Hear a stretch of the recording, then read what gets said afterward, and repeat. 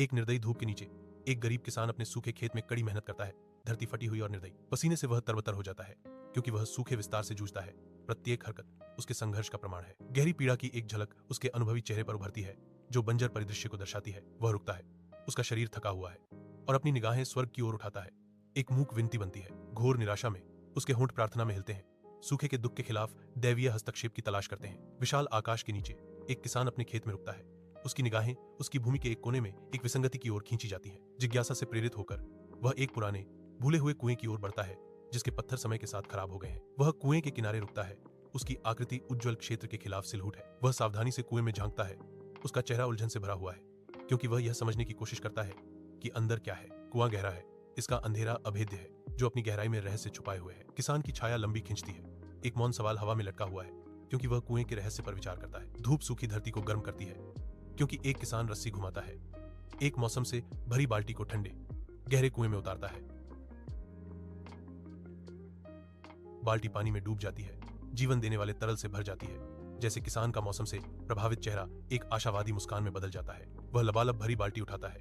पानी किनारों से छलक रहा है जो उसकी कड़ी मेहनत और प्रकृति की प्रचुरता का प्रमाण है। कीमती पानी सूखे खेत में बहता है। सूखी धरती से गुजरता हुआ प्यासी फसलों को पोषण देता है। जीवनदायक पानी के नीचे फसलें जीवंत वृद्धि के साथ प्रतिक्रिया करती हैं जो किसान की देखभाल और प्रकृति के लचीलेपन का प्रमाण है। किसान का घर गर्मजोशी से चमकता है। चूल्हा नाचती हुई छायाएं डालता है क्योंकि परिवार इकट्ठा होता है।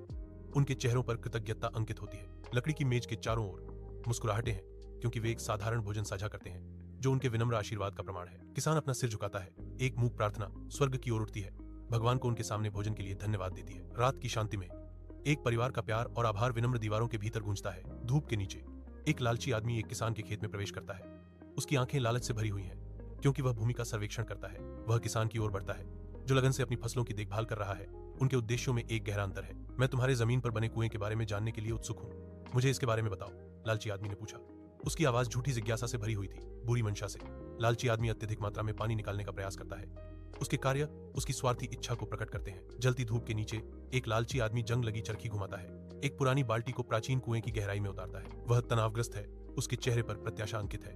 एक इनाम की उम्मीद कर रहा है लेकिन बाल्टी खाली लौटती है जो कुएं की शून्यता को प्रतिध्वनित करती है। सूखे कुएं के चारों ओर धूल के शैतान नाचते हैं जो लालची आदमी की धधकी हुई उम्मीदों और धुंधले सपनों को दर्शाता है। निराशा उस पर हावी हो जाती है। उसका चेहरा निराशा से विकृत हो जाता है क्योंकि वह रसातल में घूरता है, अपनी लालच के परिणाम को महसूस करता है। इसके विपरीत विनम्र किसान बंजर कुएं के बगल में घुटने टेकता है, हाथ बंधे हुए। उसकी मौन प्रार्थना स्वर्ग की ओर उठती है। एक आशावादी आंसू उसकी अनुभवी गाल पर गिरता है जो विनाश के बीच उसकी अटूट आस्था का प्रमाण है। गांव का कुआं भरा हुआ है लेकिन इसकी प्रचुरता केवल किसान के लिए है। उनके स्वार्थ की एक कठोर याद हवा में भारी है। ग्रामीणों ने संपर्क किया। उनके चेहरों पर गहरा पछतावा अंकित था। उनकी आंखों में माफी की एक मौन गुहार थी। उनकी सामूहिक आवाज पश्चाताप से भरी हुई गूंजती है। हमें अपने कार्यों के लिए खेद है। एक आशावादी प्रश्न हवा में लटका हुआ है।